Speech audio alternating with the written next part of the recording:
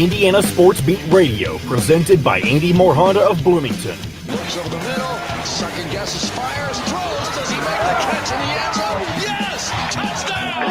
Oladipo to win it. Another one! He got Another it! one! Oladipo! Another one! Huge hole! He's at the 30! He's gonna go! 10, 5, touchdown! Jonathan Taylor! Worked out by Burke. Bounces into Cody. Puts it up. Scores! Now, from the Golf Club at Eagle Point Studios, here's your host, Jim Coyle. Hello, everybody, and welcome in TGIF. Thank goodness it is Friday. Dylan Sinn with me from the Fort Wayne Journal-Gazette. Dylan, how are you doing today, brother?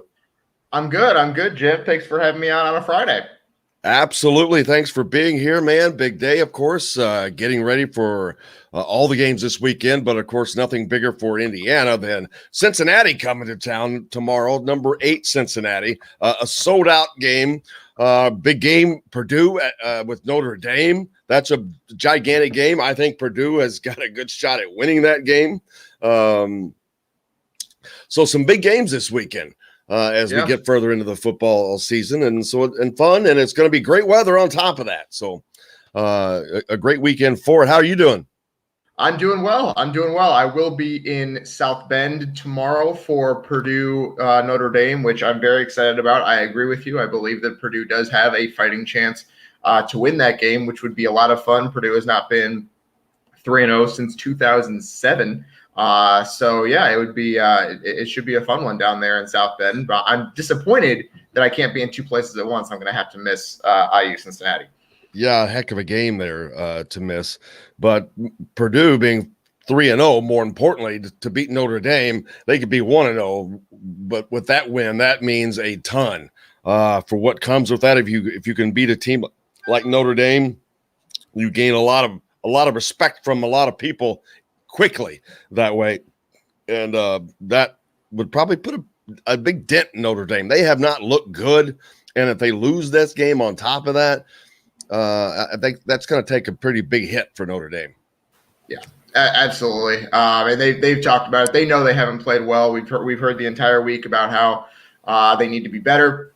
And it's interesting because not only do they know they haven't played well, everyone, even lay people who probably don't know a whole lot about football can tell you what the problem has been. The problem has been on defense. They give up big plays. On offense, the offensive line isn't particularly good. And so those are kind of things that Purdue is ready to exploit. They have George Karlaftis on the outside rushing the quarterback. They have David Bell ready to make some big plays. And so this is a Purdue team that has a fighting chance against the Irish because they have players that can exploit Notre Dame's weaknesses. A lot of other high school games, great games going on tonight around the state. So the weather is great. Get out, check yourself out a high school game. Plenty of good ones this week. Good up in Fort Wayne. I'm sure there's a plenty of good ones this weekend as well. Yeah, absolutely. We have several good ones this week. The SAC race is heating up. We have 2 games in the SAC and in the Fort Wayne city limits between teams that have one loss apiece. So that's a lot of fun. And there are some big games. Leo, East Noble, 2 of the best teams in Class 4A are facing off tonight as well. So that's kind of a grudge match. Those teams have played each other twice a year for the last 3 years in a row here. So that should be a lot of fun. Matt says Maryland and Illinois tonight. He's going to take Maryland in the 7. I would do the same. There's not much I would. Illinois just not looking good after that win over Nebraska. They've kind of fallen off out of the tank a little bit.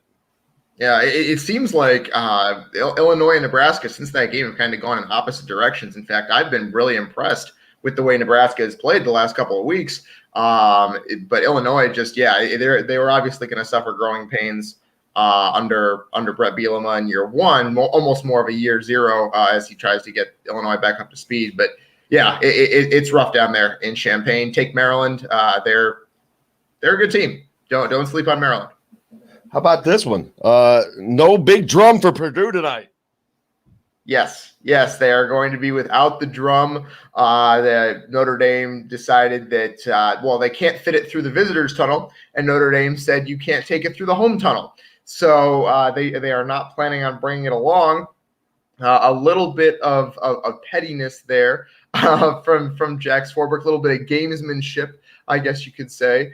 They will not be allowing the big drum into South Bend. So that's an interesting little twist on the way this game is going to go. But just a little extra fuel to the fire for Purdue. But of course, they don't really need a whole lot extra. They should be fired up with a chance to pull a huge upset rivalry game. They have not played since 2014. So if you're going to renew a rivalry, that's the way to do it, with a little bit of gamesmanship to get it started. Yeah, I'm a little surprised that there is a way to get it in, and they won't allow them to take it in that way. So it's a little funny. Yeah, it is. It is. Swarbrick knows what he's doing. He knows how to make a splash. Hey, you got to do it, man. Matt also points out Indiana men's soccer tonight versus Rutgers at Armstrong Stadium. So even though it's a Friday night high school football game, I don't like to promote anything against high school football. But if you're not going to a high school game and you want to go to a soccer game, there's that for the Hoosiers. Yeah. And Sam says as much as he dislikes Notre Dame, he dislikes Purdue more. Is there a way for both of them to lose? I don't think so. But I think Purdue's going to win that game. I do. I think that Jeff Brom knows the pressure is on him. That's a win that they could really use in a lot of different ways, but nothing more than mental, I think. Well, that and the fact that when you get to the Big Ten, it gets tougher. So not that Notre Dame's not tough, but winning any game right now to get bowl eligible for Purdue is gigantic. So, but that's not just a win. That is a win that comes with an asterisk, a positive asterisk beside it, because it's Notre Dame. So it means a little bit more. Yeah, absolutely. And they know that. They talked about it all week about how they're excited to play in South Bend and play it in front of the Golden Dome and all that. And Jeff Brom even kind of tongue-in-cheek called it a golden opportunity for his team. But he's a guy, he grew up like a Notre Dame fan, I believe. He considered going to Notre Dame out of high school. His dad went to the same high school as Paul Hornung. So he knows the mythos of Notre Dame, and he knows what a win in this game would mean. And they're excited to have this game back, the rivalry matchup that it was played for almost 70 years in a row, from 1946 to 2014, until they went on hiatus. So they're just excited to be playing again. And they do have this opportunity. They're playing 2 of the 4 playoff teams from last season this year. And so they have Ohio State later in the year, and they have a chance to pull an upset in one or both of those. So Purdue has some chances to really put itself back on the map this season after 2 really down years. They've done a good job of starting off the season with the 2 games they had to win to kind of get some positive momentum building.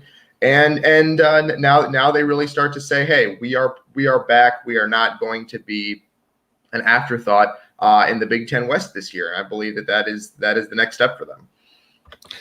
Yeah, there's a lot of games going on this weekend. Like I said, Indiana, of course, at home to number 8 Cincinnati. That is as important for Indiana as any game they've played for a while, to be honest with you, because this is an opportunity to push them to another level as far as fan reaction, fan support, because you're going to have a sold-out crowd. You know that going in. You're going to have a sold-out crowd of people that they worked hard to get that stadium sold. I mean, there were fans that trying to push. And if they lose that game, unless they lose it in a close fashion, that's going to be just horribly disappointing to a lot of those people. And they're going to see, I think they may just come away with that same old Indiana mantra. So this is a game important to Indiana for a number of reasons as well, besides the bowl eligibility number of getting any win you can get before you get into Big Ten East battle. This is a win that will do things around the country. It will show people that, hey, that Iowa game weren't quite ready, but Iowa's a hell of a team that's probably a college football playoff candidate right now. So if they can take care of business, that Iowa game kind of gets washed away, I think. Yeah, no, I absolutely agree with you. Iowa was very unfortunate. And so that the question is, has Indiana kind of picked itself up off the mat? It seemed like it had against Idaho last week. But the question is, well, what it's going to be like when they face another team with that kind of talent, which, to be clear, Cincinnati does. And I think that's something that we need to emphasize for Indiana fans that might not know, that might not have watched Cincinnati. I'm sure you've talked about it a lot this week already, Jim, but Cincinnati has a ton of talent. Like, they are not just a team that plays a lot of 2 and 3 stars and then is well coached. No, they have a ton of talent everywhere on the field. They are an actual top 10 team. They are not just one of these power group of 5 teams that gets there by beating everyone that's worse than them. And so they are, as Tom Allen said earlier this week, they are a Big Ten team with Big Ten personnel, and that's the way he described them. So Indiana is going to have to come ready in this game, and I like the point that you made about what could happen if they lose big and it just turns into same old Indiana. I know while I was at Indiana, that was kind of the thought. There were a couple times where Indiana started the season 3-0, 4-0, and they got some bigger crowds out to some games, and then they would lose those games by 4, 5, 6 touchdowns. They lost one of those games to Wisconsin. I don't know what it was, 61-10 or something like that. And the fans are gone by halftime, and it's a tomb in there. And so that's not what you want. If you're Indiana and you're building this program and you're Tom Allen and you're trying to take that next step and get fans into the stadium, well, you've finally done it. The stadium is going to be absolutely packed tomorrow. And so you need to show that you are not same old Indiana. We got to take a quick break. When we come back, we're going to talk a little basketball with Alec Lasley from thehoosier.com. And we'll do that as soon as we return. Brought to you by the great folks at Southern Stone Restaurant. Hey, that's where they have the coaches shows. Right now, Tom Allen's show each Wednesday night at 7:05 with Don Fisher. Southern Stone, located in Bloomington on Patterson and Rogers. Make sure you find that. We're back with Alec Lasley right after this. We'll be right back to the Golf Club at Eagle Point Studios for more Indiana Sports Beat Radio with Jim Coyle, presented by Andy Moore Honda of Bloomington. Hey, Hoosier fans. Good morning, sir. How are you? Good morning. How you guys doing? Lovely. What's new in the recruiting world? I mean, I don't know how much you talked about last week since I wasn't on last Friday, but there's a couple 2023, 24 offers that have gone out in the last week. Outside of that, obviously, coaches out on the road visiting over the last week and a half. Jeremy Fears is on campus tomorrow for his second unofficial for Indiana, so that's obviously big. And then I guess that would probably be the biggest few things. Where does Fears live? He's in Illinois. So he visited Michigan yesterday, I believe. Or no, today. Today's Friday. Yeah, so he's visiting Michigan today. Unofficially, he's visited Illinois a few times, going back to Indiana.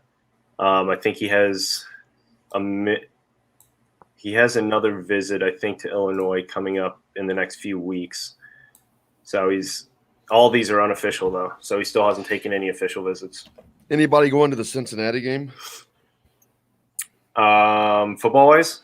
Yeah. Or basketball? Caden Curry will be. Yeah, Caden Curry is going to be there. Mons is going to be there. I think there's 2 other commits that are going to be there. So like 4 or 5 guys. Was Caden Curry at Ohio State, Oregon last week? He was. I think so, yeah. Okay. So if IU wins tomorrow, make a positive impression. Yeah, exactly.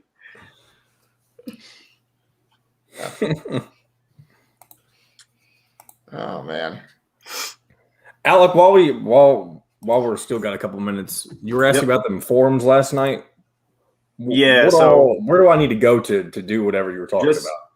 Just the premium football board. It's just there's always a live thread up during the games, but sometimes if you're in Memorial, it's not as easy to get great connection depending on where you're at. So it's just sometimes a little bit slow lagging for whoever's updating it. So nothing too crazy for you. Just a couple posts here and there. It's like score updates and stuff. Yeah, just like big plays that happen. Anything major. Obviously, I assume 99.9% of Indiana fans are going to be watching the game. So it's not like, it's not a play-by-play thing, but just any kind of extra commentary that you want to add, just to kind of keep the conversation going.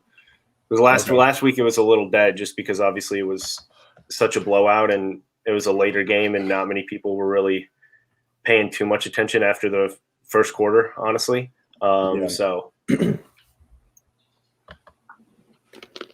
well, that's all good then. What are you eating, Jim? Some peanuts? Almonds. Chocolate-covered almonds are fantastic. All right, we got less than 30. We'll bring us back. My piggy bank. You helped me pick out my first car and help me buy my dream home. And I know you'll continue to be there for whatever my future holds. Because you're my BFF, banking friends forever. Right now, get free checking with online banking and all the products of big city banks with hometown service. With First Federal, you can do that. Today's guest is brought to you by Reynolds Family Dentistry of Solersburg. You need $1 million smile for those championship photos, and that's exactly what you'll get with Reynolds Family Dentistry. Now back to the Golf Club at Eagle Point Studios for more Indiana Sports Beat Radio with Jim Coyle, presented by Andy Moore Honda of Bloomington. Here's Jim Coyle. Welcome back on this Friday, Indiana Sports Beat Radio. Alec Lasley joining myself and Dylan Sinn now from the Hoosier.com. Alec, how's it going? good, guys. How are you doing? Cannot complain. And Dylan, I'm sure, is the same because nobody wants to listen to either of us. I never complain. It's a beautiful September Friday. You got that right. I agree with you, brother. It is going to be a beautiful weekend. Beautiful weekend for some basketball commits to check out some football games, which is part of what they'll be doing. But what's been going on in the recruiting world? I know the coaches have been out and about checking out players. I know that I saw the entire staff went down to see Caleb Glenn at one of his workouts down at Louisville Mill High School. Yeah, so that's probably the biggest one between that and Noah Clowney. Those are probably the two biggest names in terms of how much effort the staff is kind of putting forth at this current moment. But yeah, they went full staff to Caleb Glenn 2 days ago on Wednesday. Obviously a big guy out of the 2023 class at Indiana is really putting a lot of pressure on to not only get back to campus, which he will for Hoosier Hysteria, but to continue to kind of keep leaning in towards Indiana, which he has been over the past few months. Obviously, a lot has helped kind of what's going on with the Louisville program. Louisville really seemed to be in the lead before a lot of this stuff with Chris Mack and everything going on there happened earlier this summer. And then about a month ago, he narrowed his recruitment down to 4 schools: Tennessee, Texas A&M, Louisville, and Indiana. There's still not a lot of firm commitment in terms of if they truly think that's a true Final Four. I think there's still a lot of schools that can kind of get their way in there, but Indiana has probably, I would say, the best shot of landing him as of now, just due to all the work that this staff has done, especially going full staff for a workout.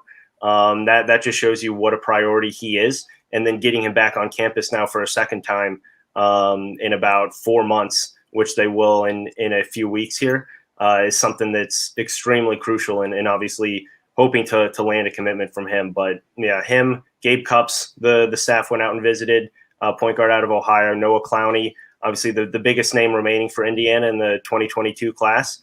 He has one more official visit coming up. And then a couple other names that Indiana was out. Xavier Booker, obviously one of those 2023 in-state names at Cathedral who they're really trying to get on campus for an official visit coming up. And then probably the biggest news out of all is Jeremy Fears is going to be back on campus tomorrow for his second unofficial visit for the Indiana-Cincinnati game. He's on campus back in June.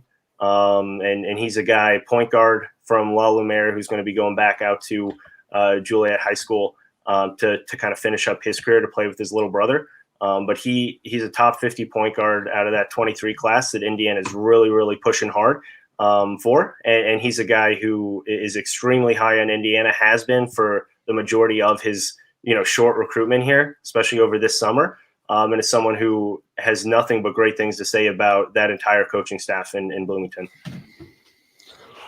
Yeah, Caleb Glenn is that kid from Louisville. I think they just have an outstanding shot to land him. I think that they might be in the lead, if there is a lead, because of the Louisville stuff that you mentioned and how hard they have worked.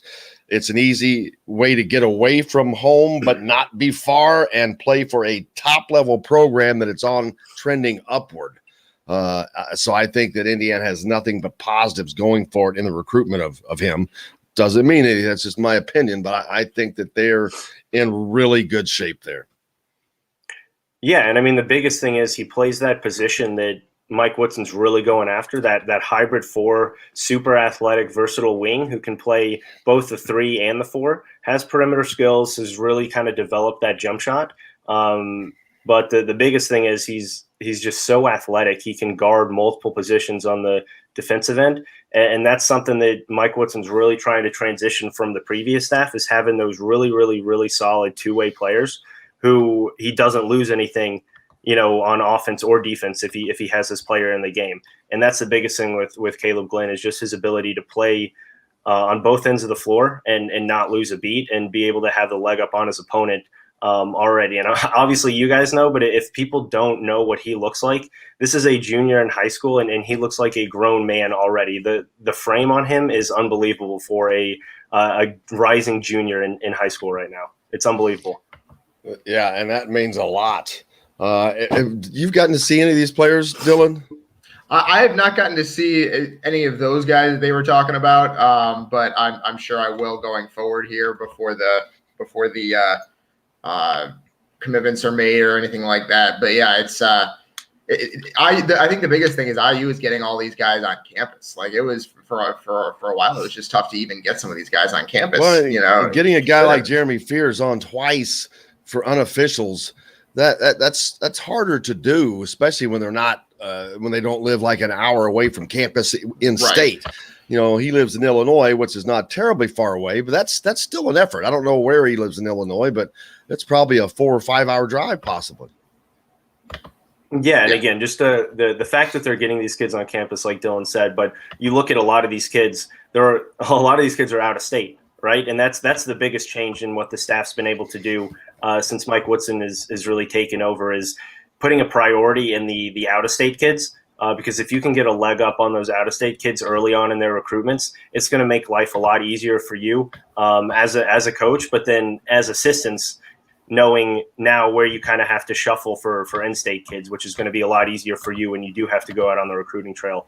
So working outside in is definitely something that Indiana's had success with, and I think is going to be one of the bigger things that continues to help Indiana on the recruiting front.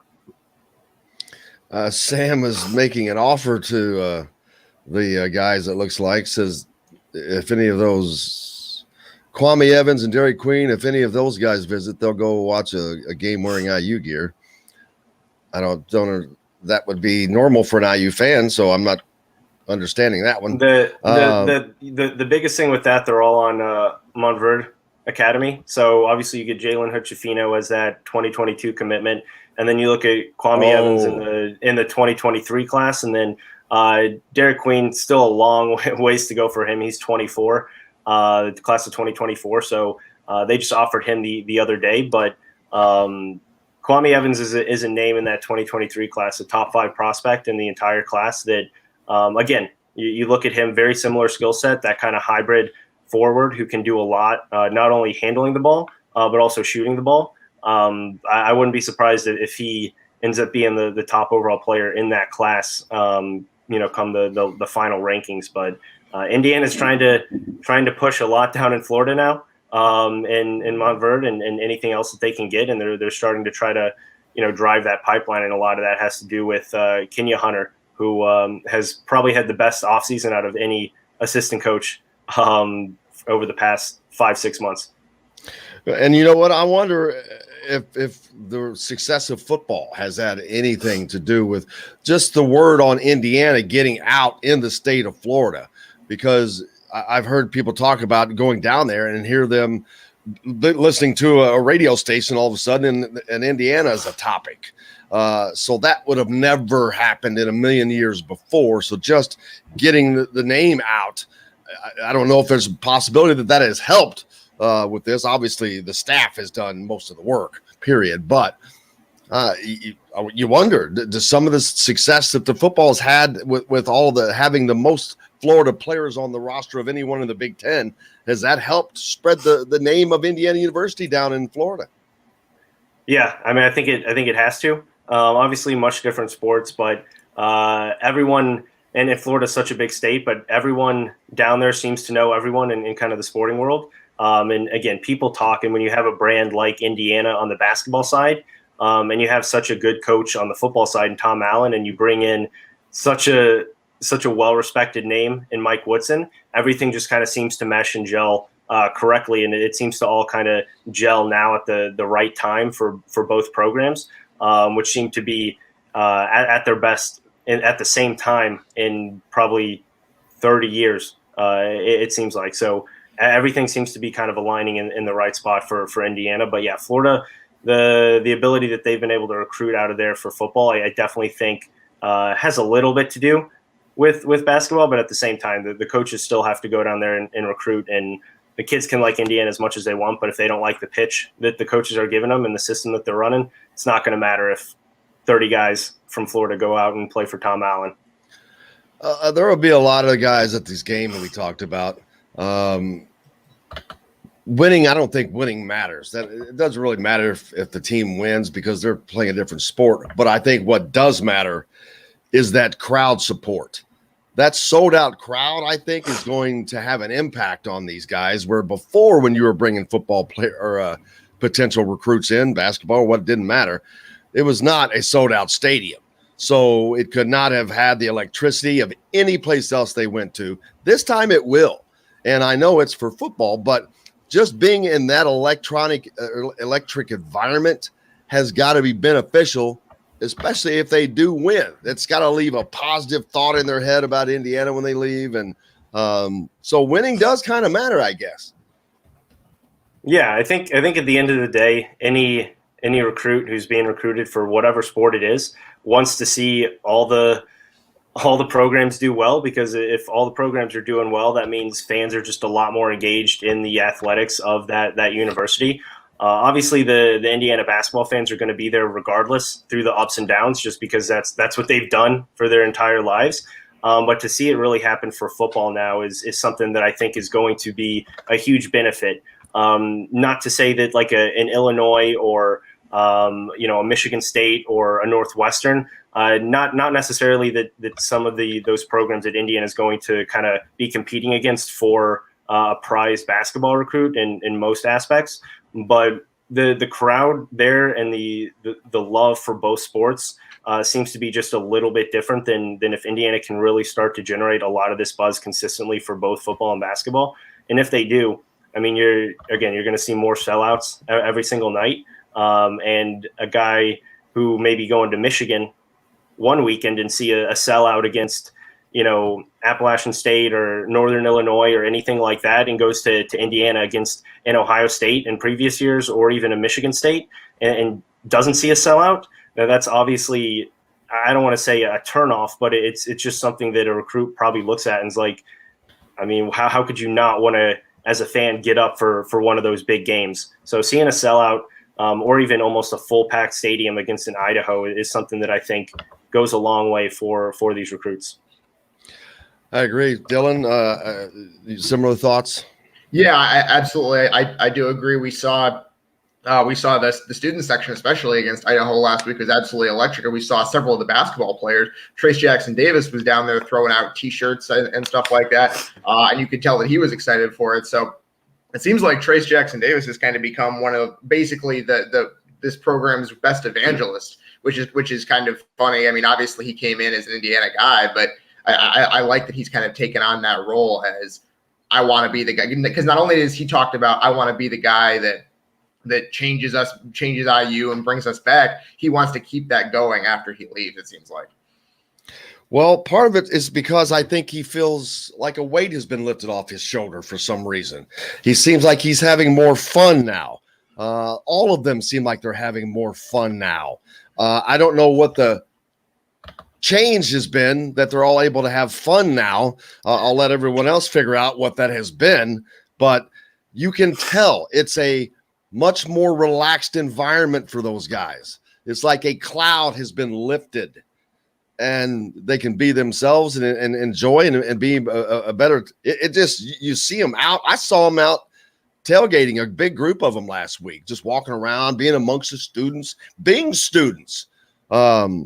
You could just tell there's a different feeling. There's a little bit more of a pep in their step, I guess I would say. And I think no one leads it more than Trey Jackson Davis. Like you said, Alec, he's the guy. He wants to be the guy.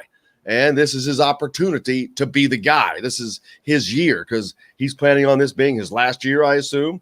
So he wants to be the spokesman, the man. Yeah. And I mean, I think not to take anything away from, what they're doing now.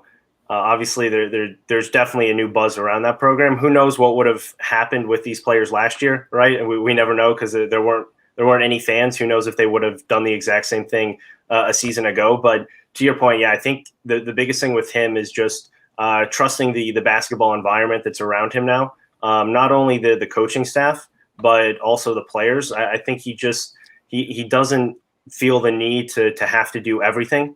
Which I think he felt over the past couple seasons.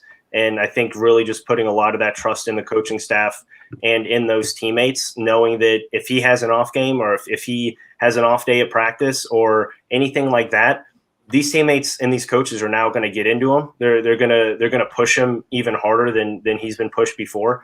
So I think that's everything just seems to be coming together kind of at the right time for, again, both programs, but especially all the players on that Indiana basketball team, which allows them to, like you said, have more fun and actually enjoy that student athlete type of kind of environment that they really haven't gotten to have over the past few seasons. Alec, I cannot thank you enough, man. Make sure you give him a follow at Al Lasley on Twitter while you're doing it, at Dylan Sinn as well, and at Jim Coyle ISB while you're in there for that. But go to thehoosier.com for all the complete coverage of the recruiting updates and all that with Alec Lasley from the Hoosier. Brother, I appreciate you as always. We'll talk to you next week. All right. Appreciate it, guys. See you, Dylan. Thanks, Alec. We've got plenty more coming up here on Indiana Sports Beat. Stay with us. We're back with it from the Golf Club at Eagle Point Studios, brought to you by the great folks at Reynolds Family Dentistry. Get that championship smile. If you're down in the Sellersburg, go see Dr. J. We're back with more right after this. We'll be right back to the Golf Club at Eagle Point Studios for more Indiana Sports Beat Radio with Jim Coyle, presented by Andy Moore Honda of Bloomington. Whether you're looking for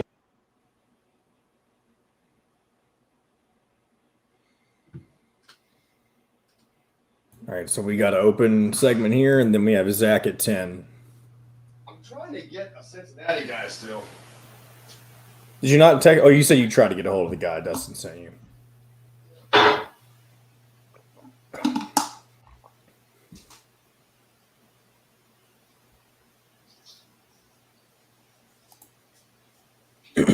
Excuse me.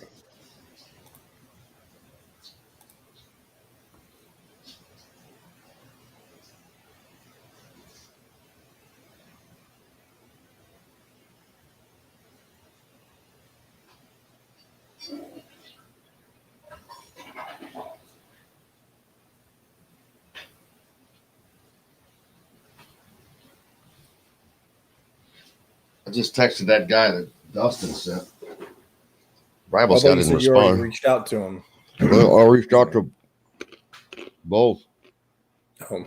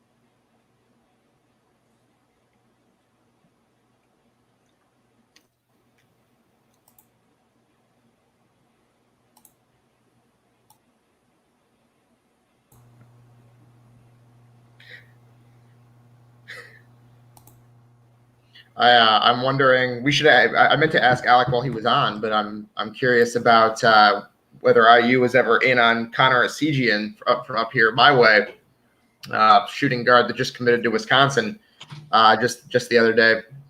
I haven't even heard that name. Me neither. Yeah, he committed to Wisconsin. He already set the Central Noble scoring record for a career as a junior, and you'll be able to see it. You'll see him when they play Homestead at the Southport Invitational. Oh, here we go. Sorry, Dylan, we're coming back. Andy Mohana, now in Bloomington. This segment is brought to you by Aurora Specialty Sleep Clinic. Now back to the Golf Club at Eagle Point Studios for more Indiana Sports Beat Radio with Jim Coyle, presented by Andy Moore Honda of Bloomington. Here's Jim Coyle. Welcome back to the Golf Club at Eagle Point Studios. Dylan Sinn from the Fort Wayne Journal-Gazette's with me. Just finished up with Alec Lasley talking about some updated recruiting news. There'll be a ton of them in on Saturday. That's one of the cool things about being a recruit, Dylan. You get to go to a lot of cool games because if you've got 4 or 5 schools on your list and you can balance those Saturdays in where you're going to an Indiana-Cincinnati game or an Ohio State-Oregon game, Purdue-Notre Dame, whatever it is, you can catch some great quality football from the sideline, no less. I think they're down on the field. Yeah, I mean that's one of the perks of being a recruit is you get to go to all these places, and some of them, if you take an official visit, you even get some of the expenses paid for. So it's a lot of fun for these recruits. They get to kind of get an impression of what the campus is like, get an impression of what the student body's like, and how they treat athletes and things like that. So it's really good that all these recruits that Indiana is going to have in Bloomington tomorrow. It's nice that Indiana is going to have a sellout crowd at a football game to show them, because you talked about it. Like, so much of athletics just kind of goes on feel and buzz and things that are they're hard to pin down. And obviously Indiana has a lot of buzz in men's basketball right now.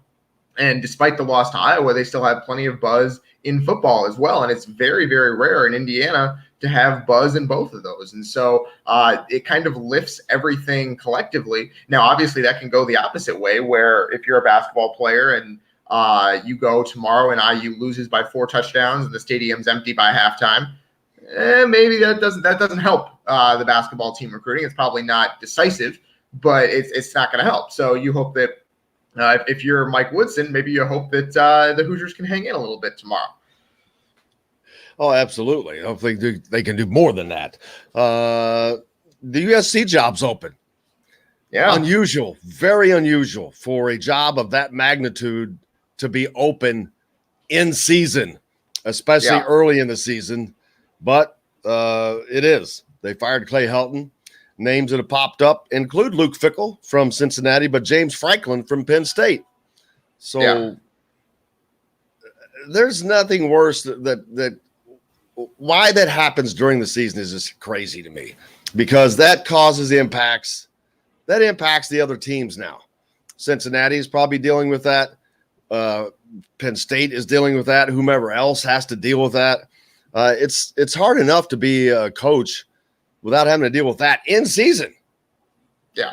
And the thing is that the reason they did that is so they could get the search process started as early as possible. I think they felt that loss to Stanford and just the way they lost that game was a year 7 under Helton was just kind of the straw that broke the camel's back, I suppose.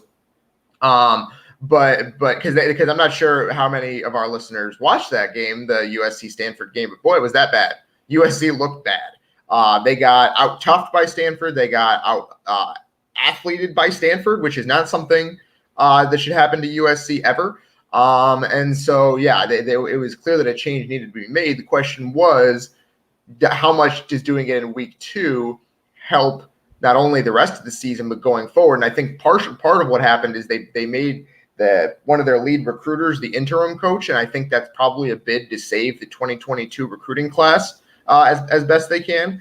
So that the new coach that comes in after the season, assuming he does come in after the season and not before that, is not hamstrung by having a terrible 2022 class because everyone's jumped ship. So that's, I would assume, part of the calculus there. But yeah, I think Cincinnati and Penn State are definitely just sweating a little bit right now. Although the good news is that Luke Fickell and James Franklin probably don't have to deal with that because that's what agents are for. You know, they're not getting the calls directly. The USC athletic director is calling their agent saying, what do you think? Are they interested? If the answer is yes, then we'll set something up. If not, move on. But that's what an agent's for. They deal with all that stuff during the season, so the coach can coach. But absolutely, I did see the report that said the job is Luke Fickell's if he wants it. I feel like he's the candidate they've zeroed it on early. And the question is whether he does want it, because he's a guy who he coaches with a Buckeye in his shirt. He's an Ohio State guy through and through. And I believe that his list for leaving Cincinnati for a job other than Ohio State is very, very short. So we'll have to see whether USC is on that list. Yeah, and I don't see Ryan Day going anywhere anytime soon, though. Yeah, that's the question. Is that the assumption is that if he keeps Ohio State on the same trajectory that it is currently, that he might get NFL calls eventually. But it's pretty clear right now that they're headed for a down season by their standards, I think is pretty fair to say. The defense looked really, really bad against Oregon, just kind of disorganized. So it seems unlikely that they're going to run through the Big Ten in the same way. It seems unlikely, could change, that they're going to compete for a national title this season. So the question is, how much longer does Ryan Day have it in Columbus? Is he going to be there long term, or is he going to start getting NFL calls at some point here? That brings up Jeff Brom at Purdue. He hasn't done a lot at Purdue, but I think most of us know he's a very good offensive mind. Louisville has struggled under Scott Satterfield. They really haven't made a move. I don't know if I'd say they struggled. They just haven't done anything. They've stayed the same, which was not good. They haven't made a lot of improvement. This is only his second or third year there. I believe it's his third. Yeah. Third. But yeah. So, you get a little moratorium, I guess. But if things don't continue to go well for Jeff Brom at Purdue, not making a bowl game, that's going to start putting pressure there at $5.5 million a year.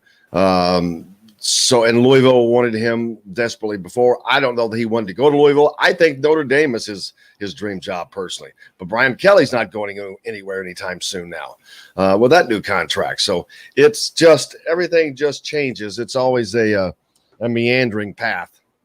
Yeah. I mean, Satterfield is interesting because they went 2-10 the year before he got there. It was just terrible under Bobby Petrino. Obviously, things needed to change. And then his first year in 2019, they went 8-5. It was a significant improvement.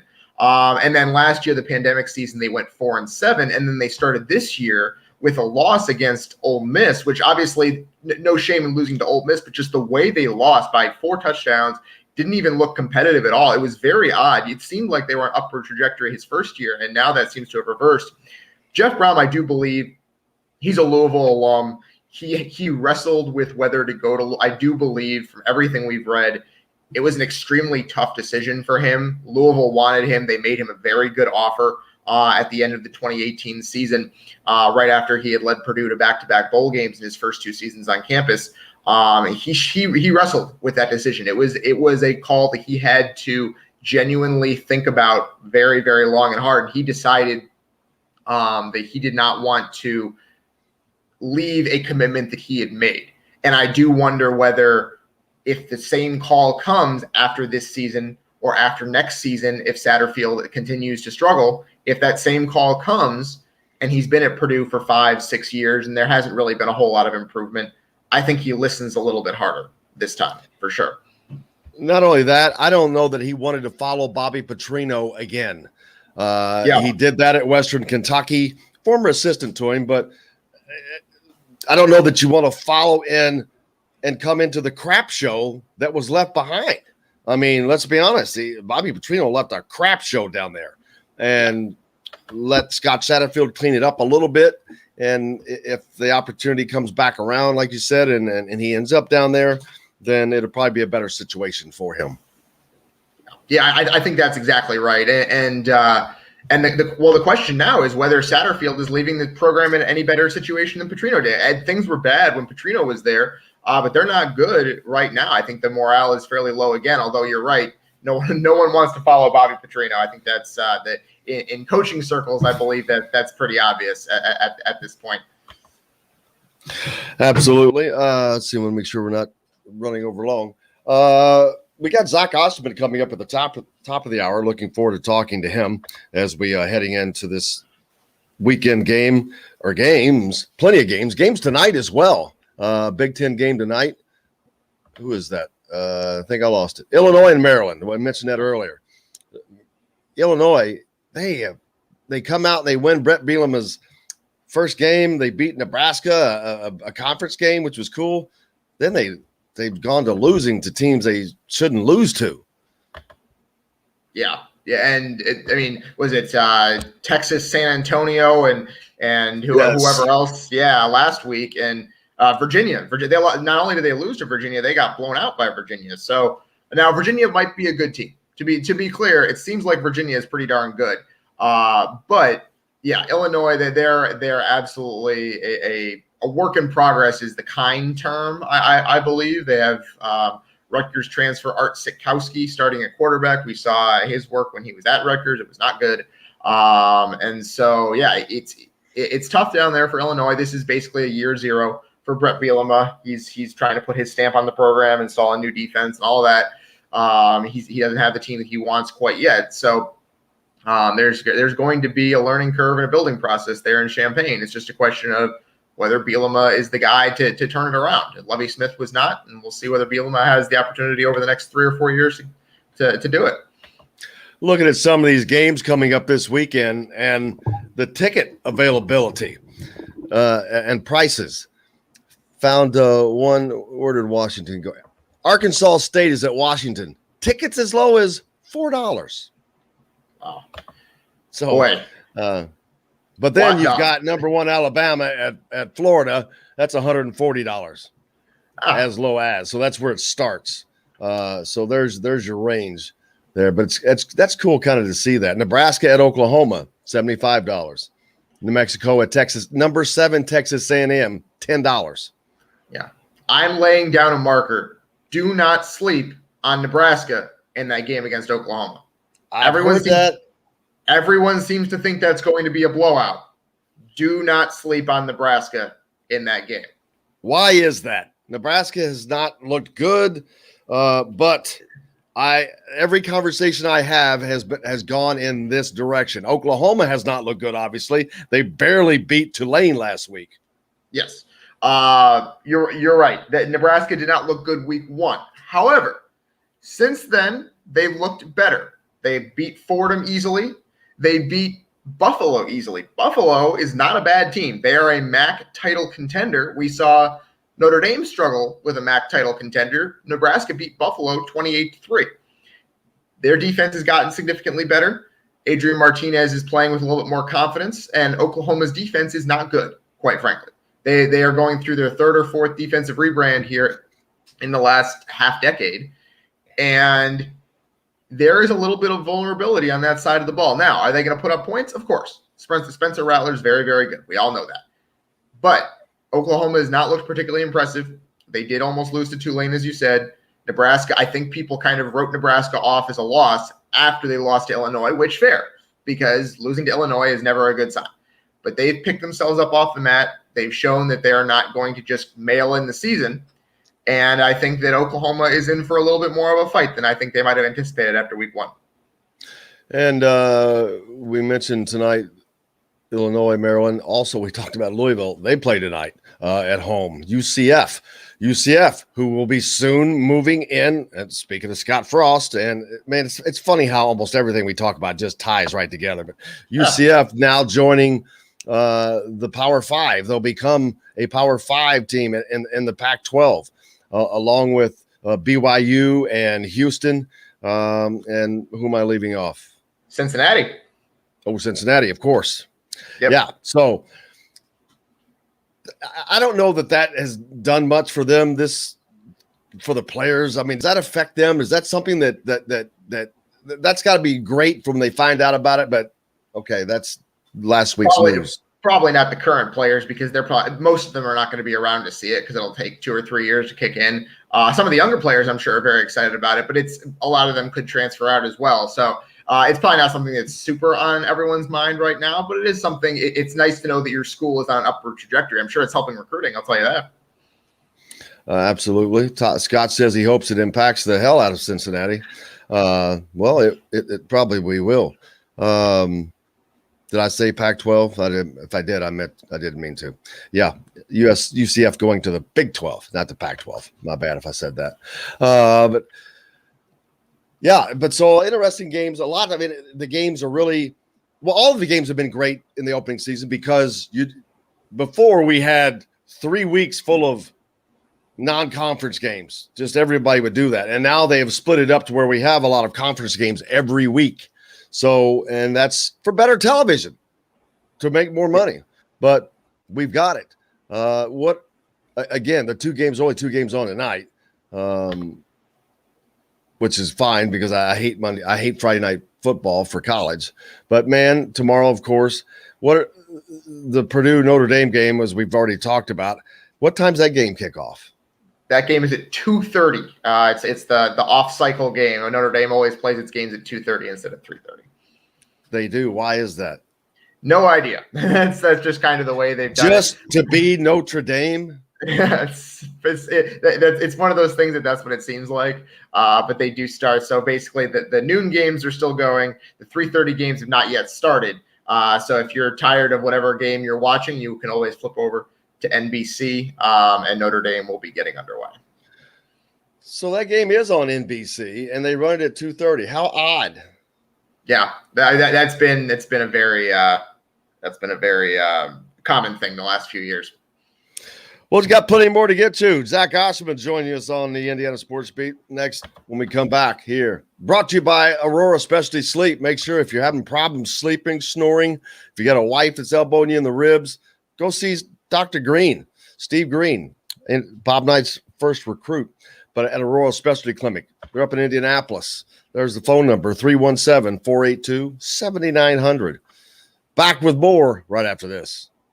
We'll be right back to the Golf Club at Eagle Point Studios for more Indiana Sports Beat Radio with Jim Coyle, presented by Andy Moore Honda of Bloomington.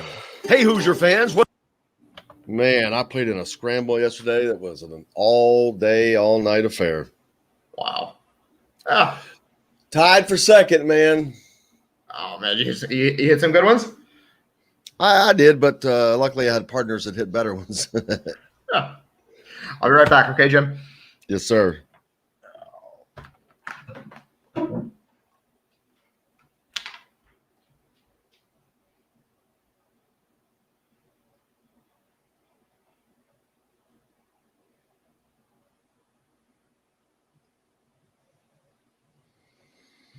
I'm worn out. The week after a short week is always the longest. Ooh, yesterday was just tough.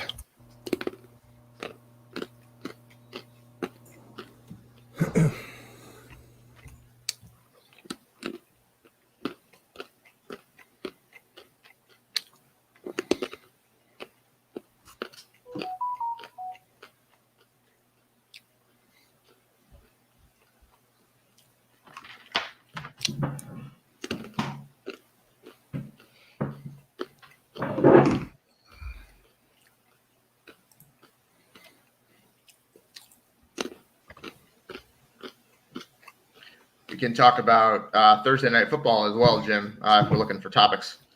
Well, we'll have Zach on. Supposedly, he hasn't responded to me yet, but he's usually pretty prompt. We'll see.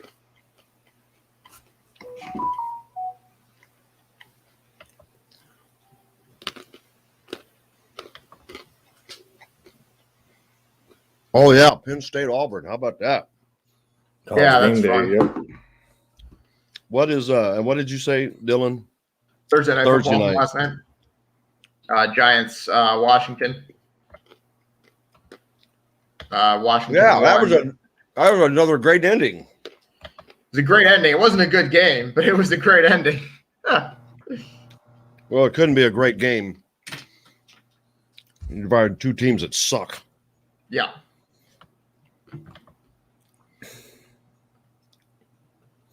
If we come back and Zach's not here yet, I'll send him another message. How much time do we have? 30 seconds. Long enough for me to get a drink.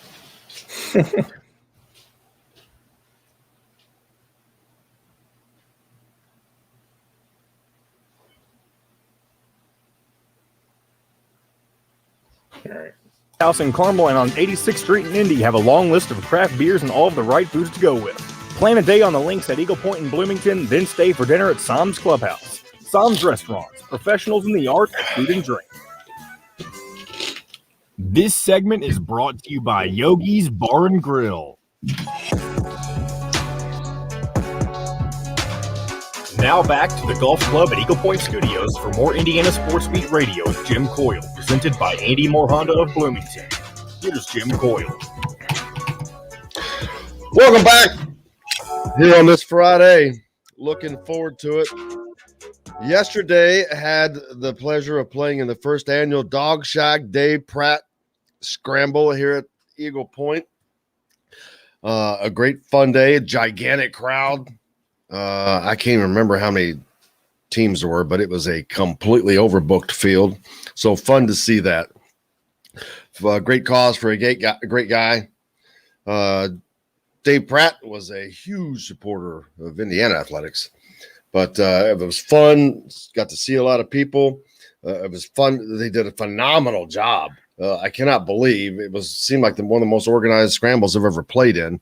Psalms had the food, and it was unbelievably good. I wanted to get a takeout box and just take this food. It was so good. Green bean casserole, best I'd ever had. It was awesome. And the golf was fun. So, I got to mention my partners, Brent Hutton, Ryan Smith, who works in PT for IU, and then Craig Smith, former pro at Eagle Point. But we finished tied for second.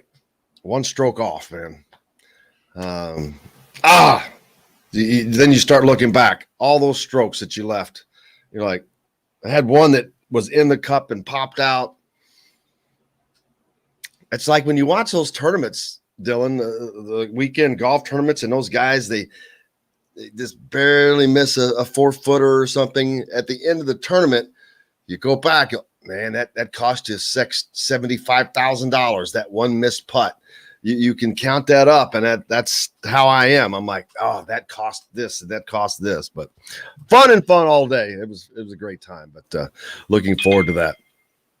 Yeah. So back to Penn State Auburn this weekend. They're talking about a crossover game, the SEC and the Big Ten going at it.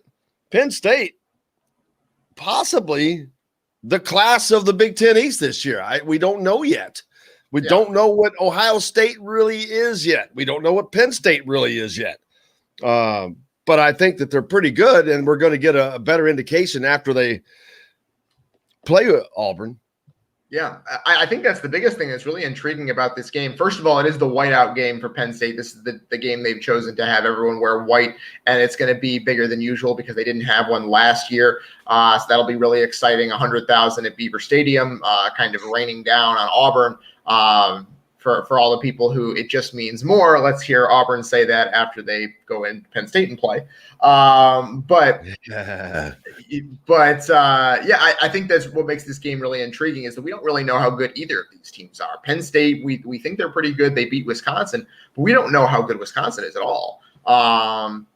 And so then you have Auburn, who is in the first year under a new coach. They were supposed to have a little bit of a down year, but they've won their first 2 games by 6 touchdowns apiece.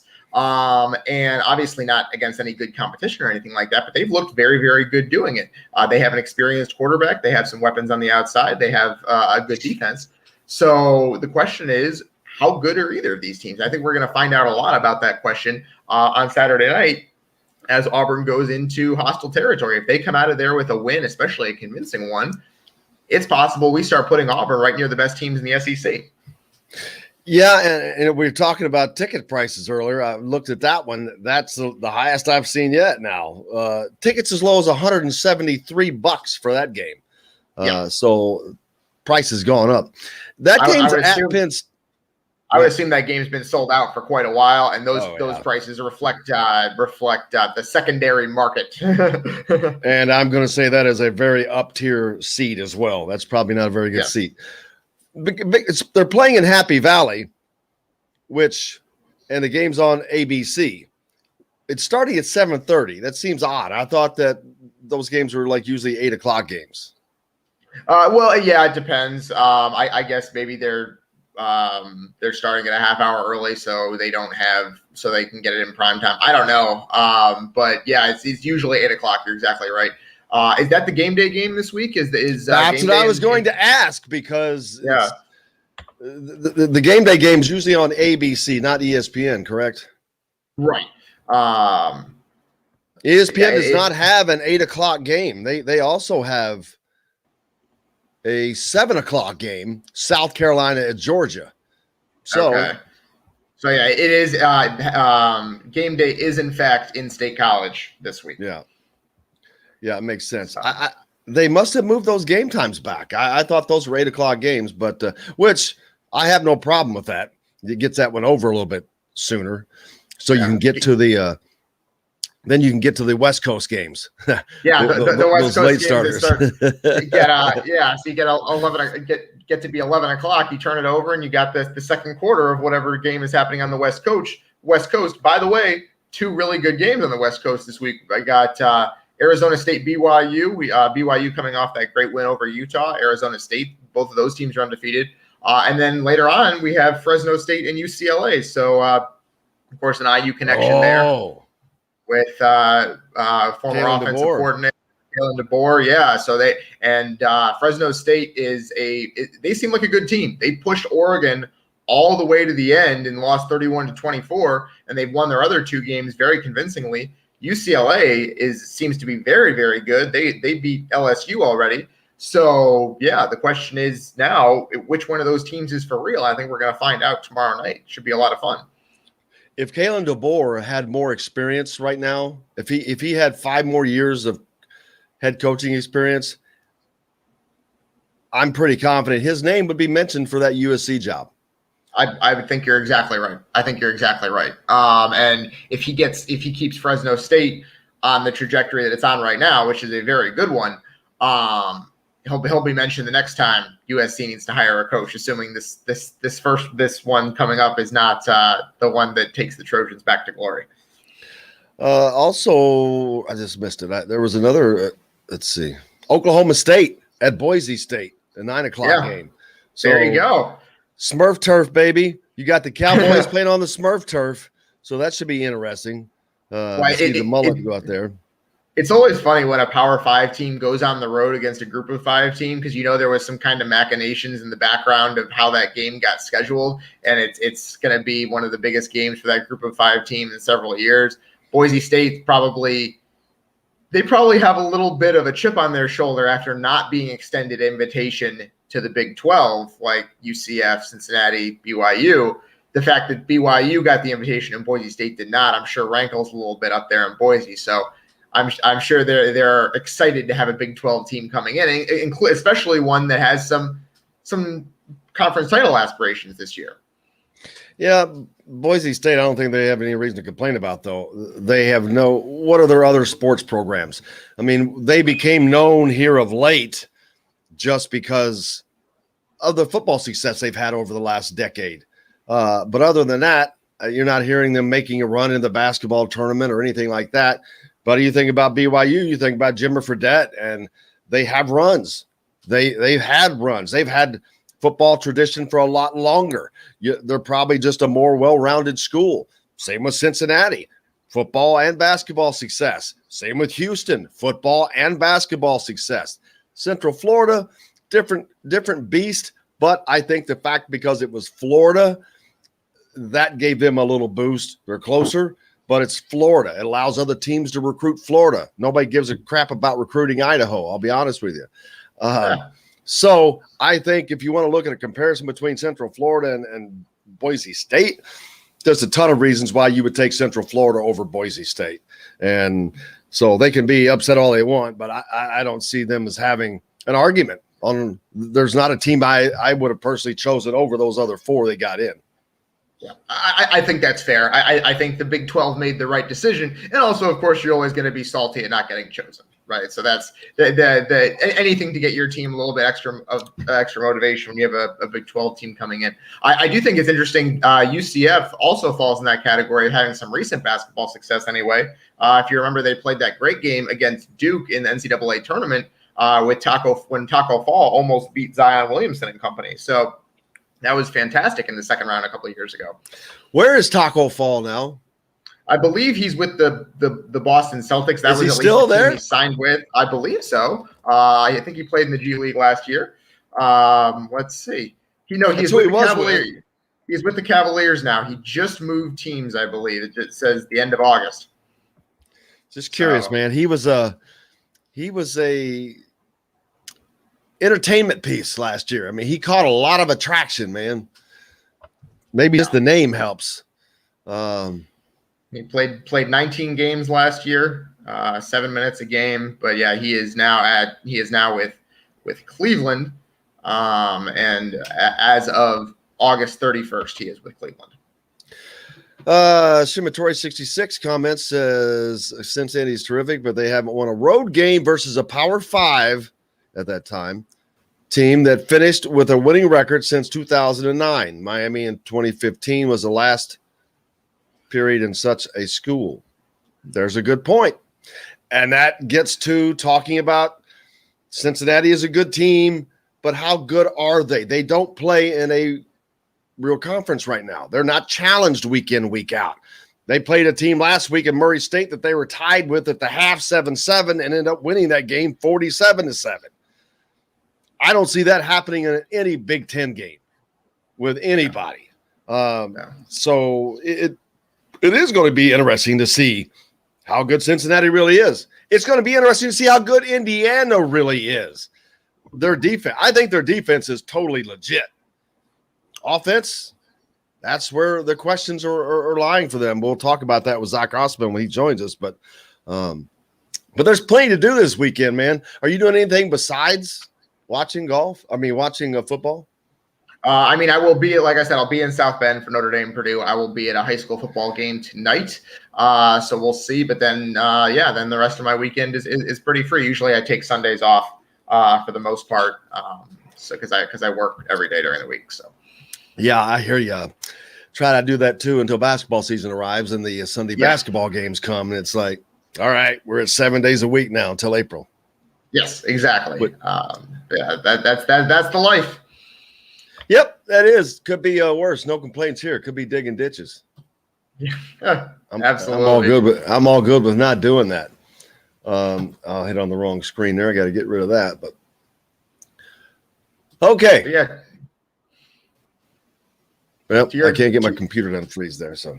Well, to your point about Cincinnati, I do think it's interesting. They have set up the schedule this year such that, and they obviously didn't do this when they scheduled this game against IU because this game was scheduled in 2014. Same with the one against Notre Dame. But they have games this year against IU and Notre Dame where they have a chance to really show, hey, we can play with Power 5 teams. We not only can we play with them, we can beat them. And so I think that they do have a real shot if they go undefeated in the regular season this year to be the first group of 5 team to ever make the college football playoff. They have to go undefeated. That there is no margin for error, and they have to probably put up some style points in the game specifically against IU and Notre Dame. So there's a lot of pressure. Obviously, IU has a ton of pressure tomorrow trying to prove that they're still a good team after losing to Iowa. But I think a lot of the pressure's on Cincinnati as well because they have no margin for error. They basically need to play a perfect game against IU and another perfect game against Notre Dame for the committee to consider them. And so we'll see how prepared they are for that. This could be a very, very bad stretch for Cincinnati. You lose to both of those teams when no one expects them to beat Notre Dame. Let's be honest with you. But Indiana, they're expected to have they're the favorite. Vegas has made them the favorite. So they are expected to win that game. And if they lose to Indiana, then you lose to Notre Dame, then you get that, you guys are not that good. You know, you're kind of like we thought. You're a below a Power 5 team, yada, yada right now. But that's what they're facing. Yeah, Exactly. They're facing the same thing IU faces every year, right? Is you lose one game or two games to teams that people think you should beat, and suddenly it's no one cares about you anymore. They are who we thought they were, right? So they know what Indiana is going through in terms of what Indiana has at stake this week, and Cincinnati has much the same at stake. They're trying to prove themselves on a national stage, and one of these teams is going to get a win that makes people sit up and say, "Now wait a minute, let's take a closer look at this team." Obviously, IU hopes it's them, but Cincinnati, if they go into Bloomington and win in front of what could be one of the best crowds at IU in decades, that's going to make people sit up and take notice. They have the advantage of starting in the top 10 this season, so they don't have to climb up from 23rd or anything like that. So I think if they beat IU, Notre Dame should really be on upset alert when Cincinnati goes into South Bend. Absolutely. Hey, let's take a quick break. Zach Osterman from the Indianapolis Star is going to join us next. We're back with more right after this. We'll be right back to the Golf Club at Eagle Point Studios for more Indiana Sports Beat Radio with Jim Coyle, presented by Andy Moore Honda of Bloomington. Whether you're looking for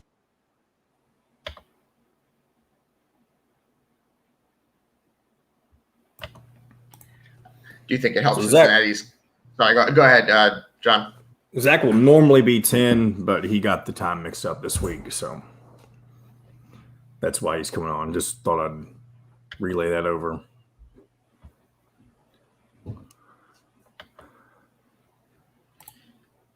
Yeah, I do think in Cincinnati's favor, you have the idea they should have beaten Georgia in the Peach Bowl last year. They were the better team in that game, and we see how good Georgia is this year. So I think that really plays in their favor, is that people have a little bit of background in like, hey, Cincinnati can win these games. And they have just wonder though, a lot of times when SEC teams end up playing in games that they're really disappointed to be in. Georgia, I saw Florida against Louisville in the Sugar Bowl, and it was the same. And Florida was like, yeah, I'm like, that's an excuse, but and it is an excuse, but I wonder, were the Georgia players, it's hard to get fired up for a game a month after your season ends when it's not against somebody that you want to get, that you care to be playing, you know? Yeah. It is funny because another example is Florida last season, where they played Oklahoma, lost by 5 touchdowns because half their players decided they weren't going to play in the game and went to the NFL. So that was interesting. But I mean, talk about the SEC and how much it means to everyone. I guess that doesn't include bowl games that aren't the playoff. Good morning, Zach Osterman. How are you, sir? Hey, sorry about that. No, we're all good, brother. Dylan Sinn with us, of course, as you can see. Hey, Zach, how are you? Good. How are you? Good. You excited for tomorrow? You ready? Oh, I suppose. How's the little man? He's good. He goes to daycare on Fridays, so it's a little quiet. How old is he now? Is he 2 or 3? 3.5. 3.5. Man. Goes fast. Very robust. Very quickly. You'll be taking him off to Ole Miss or someplace like that tomorrow. I don't know about Ole Miss. We'll see. Yeah. I see on Twitter he's a big soccer fan. No, he likes getting excited. He likes getting excited. So. All right, here we go. Coming back. $50 a month. Andy Moore Honda, Bloomington, Bloomington's #1 Honda dealer. Come see us at the all-new Andy Moore Honda, now in Bloomington. This segment is brought to you by Andy Moore Honda of Bloomington. Now back to the Golf Club at Eagle Point Studios for more Indiana Sports Beat Radio with Jim Coyle, presented by Andy Moore Honda of Bloomington. Here's Jim Coyle. Welcome back to Indiana Sports Beat on this Friday. It's been a good long post-holiday week after that short week last week, but we've got Zach Osterman from the Indy Star now to join myself and Dylan Sinn. Zach, how are you doing, buddy? Hey, how are you doing? Cannot complain. It's a beautiful day. It's going to be a beautiful weekend. We've got tons of games to look at and to watch. You guys have been out and busy. Did you and Chronic? I know you got cut a pot earlier. Did y'all ever get one cut? No, we didn't. He had something come up, a family thing. So I pivoted over to Galen Clavio of Crimson Cast. So cool. And see, Zach's a big soccer fan, and we were talking in the break about something different, but I think you should get he has a son who is probably cultivating to be a soccer fan as well, I'm sure, but I think you should get him the only jersey Tuesday we had this jersey conversation, Mike DeCourcy, and I think it was, but I've just never been someone who wears other people's jerseys other than my own. I don't own any jerseys, but the only jersey I would wear is Roy Kent's. I would definitely wear a Roy Kent jersey, and I want to get a Roy Kent jersey. I think you should get your son a Roy Kent jersey. He's here, he's there, he's every. I'm probably not allowed to say that on the show, am I? Yeah. You can buy them. I know they're out there. Of course, we're referring to a show, Ted Lasso. If you're not familiar with that, I know I'm a big fan of it. I'm assuming Zach. I'm assuming that's a show that you have watched. Oh yeah. This is very much a Ted Lasso house. Yeah, I think it's a show that anybody that works in sports has kind of drawn to, and it's not about it has nothing to do with media, but it's just funny.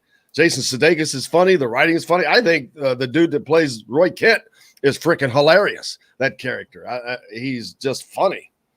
I think it just resonated with people, and it's funny because, I mean, obviously I was skeptical of it when I first saw the trailers, knowing kind of what it was based on, that parody from a few years ago to sell NBC sports coverage of the Premier League. And I was skeptical of it, and then I had friends who said, no, you really are going to love it, and I did love it. And then what surprised me was the number of friends because over the years, being a Liverpool fan, I have made friends with people who are actually in Liverpool, like they live from Liverpool, live in Liverpool, go to the match, all that kind of thing.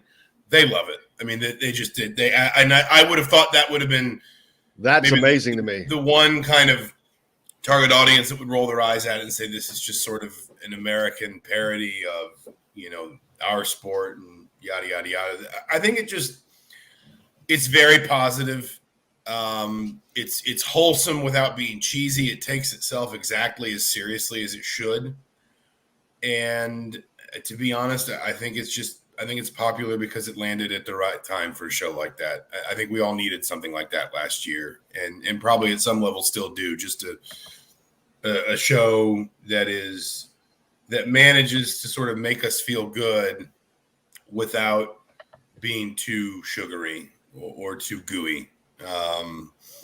I think we all kind of needed something like that, and I think that's why it resonated. It hit that bullseye really well. Yeah, it's an enjoyable show, and I'm still trying to catch up on the second season. Luckily, you can do that whenever you want, so I look forward to that. It won't be this weekend, though. There's too much going on. Of course, we've talked about Indiana hosting the biggest non-conference game they've hosted in over 40 years. Since USC came in 81, I think it was a number 8 Cincinnati team. That is, I was talking to Dylan earlier. They are still looking to gain respect from national audience, from people, and so there's a lot riding for them on this game. But there's just as much riding for Indiana on this game because of the crowd impact of having a sold-out crowd. And what happens with a win or a loss in front of that audience? You have this audience right now, and I'm not saying if they were to lose the game that everybody is just going to dump, but it will have an impact on the fans going forward on how this game turns out. No, I mean, I've compared it to the IU Kentucky game in 2011, and not in terms of any sort of, sorry, that's my phone. Forgive me. I forgot to put it on silent, but any sort of rivalry significance or, in terms of, obviously basketball is always going to be a bigger deal than football. Kentucky was number 1 in the country, all those sorts of things. But what it more is that was a moment that gave a generation of IU basketball fans who could only blandly remember the 2002 national title game run, it gave them their own moment. It gave them kind of their own sort of moment in time to validate all of their emotional investment into IU basketball and to basically tether their emotional attachment to IU basketball. And of course, that doesn't mean that IU is obviously going on to win national titles or anything like that, but it just, generations of fans need those moments to just sort of validate that emotional investment. And IU football fans just haven't had that moment in a really long time. And obviously they had wins last season, but no one could be there. And so it didn't feel the same way. And you didn't have quite literally the moment of, when I was in college, everybody ran on the field when IU beat Purdue to go to the Insight Bowl in 2007. And that wasn't a good team, or at least it wasn't a team as good as this one, I don't think. And obviously that Purdue team wasn't very good. I think they finished 6-6.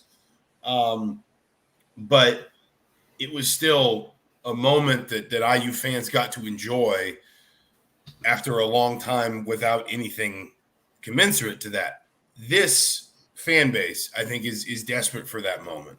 And I think this fan base, not necessarily, I'm not saying that Indiana is going to go from struggling to get fans and seats to, 10 straight years of sellouts or anything like that. But this fan base is really ready, I think, to buy in, kind of whole hog now, like jump in with both feet. And I think they've been behind Tom Allen's project for a few years now. And obviously last year they were very excited, but again, they couldn't be there. So those big wins probably felt, a little bit detached, like almost like they kind of happened in a vacuum. And you think about Indiana's biggest wins in 2019, probably Purdue on the road, Nebraska on the road. They none of them were at home. And I think that what this, especially after you see the crowd last weekend against Idaho, what it feels like is at stake, or is maybe we call it an opportunity for Indiana here now, is the possibility or the potential for being able to give fans that moment that they tether themselves to and that they keep coming back because of for the foreseeable future. And then all of a sudden you're maybe not fighting for big crowds when Minnesota's in town on the second to last weekend of the season, or you're not fighting for a big crowd. I think a couple of years from now, Indiana starts its series with Louisville. You maybe you get more students that say, I'm going to make an effort to be back in Bloomington by the Saturday after Thanksgiving for the Purdue game, because that game used to be the Saturday before Thanksgiving. It got moved around. Now they struggle to get students there because most students don't come back from Thanksgiving break until the Sunday. Maybe that changes. And students say, no, I'm going to go back on the Saturday because I need to be at the IU Purdue game. You just kind of need those moments for fans to hold on to. And I think this can be one of them. And obviously they have to win, likelihood for it to be one of them, but I think it genuinely can be. And I think that's kind of if you remove, if we kind of put the X's and O's to one side for a second, that's what I think might be kind of on or at stake, I should say, this weekend. Do you worry a little bit for IU that putting that much, because I agree with you on all of that. Do you wonder if putting that much into a game like this, where obviously it's going to be very difficult to win, that if you don't win, that kind of it goes the other way, where fans kind of just go same old IU and the crowds aren't as big the rest of the season? I mean, I think if you're, first of all, I'd point out the next two home games are Homecoming and Ohio State, so I don't know that they're going to necessarily worry about big crowds for the next couple. If let's say Indiana loses but still goes 7-5, I think fan interest is still going to remain high. You're just maybe not going to have that moment, or unless hey, maybe Indiana upsets Ohio State, and that's the moment. I think definitely, I think definitely it's possible that if the season kind of, keeps veering off course, that fans will, disengage from it the way that fans tend to do. But I'd say two things. Number one, Indiana doesn't really have a choice in that. It's not like Indiana is trying to big this up. Tom Allen, his players, they're not the ones out there saying this is the biggest game in 50 years. This is, they're not asking for this to be that moment. In the same way, frankly, Tom Crean did not ask for that Kentucky game to be that moment. It was a big game on the schedule, and what it became going into it became very organically. And Indiana really couldn't control that, and Indiana really can't control this. Now, you'd be dumb to try for a variety of reasons, but one way or the other, it's kind of out of Indiana's hands. So I don't think you can look at it and say, oh, be careful, because they just don't get a choice. Number two, the other thing too is, quite frankly, there's nothing in Tom Allen's background or MO that says he's going to care that much in terms of the way he talks about this game with his players. Now, he's going to care whether fans show up. He's very invested in getting his fan base to buy in. We hear him, encouraging fans all the time, praising fans all the time. But when he's talking about this game to his players, I cannot imagine he's sitting there saying, hey, guys, we need to win this game so we can get some more sellouts. I don't think he would ever allow himself or his staff to take that kind of big picture approach. So I just think, frankly, I don't know how much there is Indiana can do to control that. And again, Indiana could beat Ohio State later this season, and we wind up saying the same thing, if not more. I think that win, even if Ohio State, let's say, we're ranked lower, I think that win would mean even more because it's a conference opponent, it's Ohio State, et cetera. But I guess the short answer, and not the rambling one, forgive me, is that you don't always get to choose, which games wind up being sort of generational moments for your program. You've just got to be ready to greet that moment when it does arrive.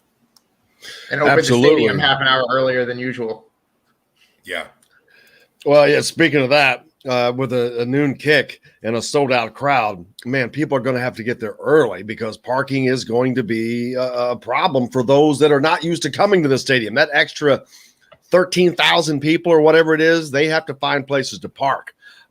So that's a public service announcement. Get there as early as you can to park, because last week you had all day to meander throughout and park and all that. But early on this week, so it'll be an electric environment. And it's rare that seems like most of the Penn State Michigan games are always scheduled later. Maybe not Michigan, I remember, but the Ohio State games of recent when it's been sold out.